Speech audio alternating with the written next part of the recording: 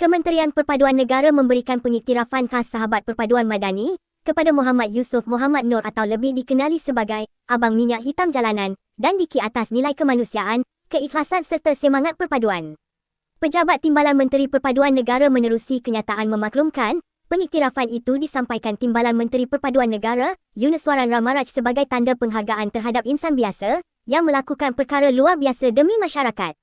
Kisah Muhammad Yusof yang tular baru-baru ini menyentuh hati rakyat Malaysia apabila beliau membantu saudara Diki yang berdepan kesulitan selepas motosikalnya rosak tanpa mengharapkan sebarang balasan. Perbuatan itu bukan sahaja mencerminkan nilai ihsan, malah memperlihatkan perpaduan sebenar hidup melalui tindakan kecil yang lahir daripada hati yang ikhlas, menurut kenyataan itu. Sementara itu, Yunuswaran dalam kenyataan sama berkata, kisah Muhammad Yusof dan Diki membuktikan perpaduan tidak terhad kepada slogan, ucapan atau dasar semata-mata.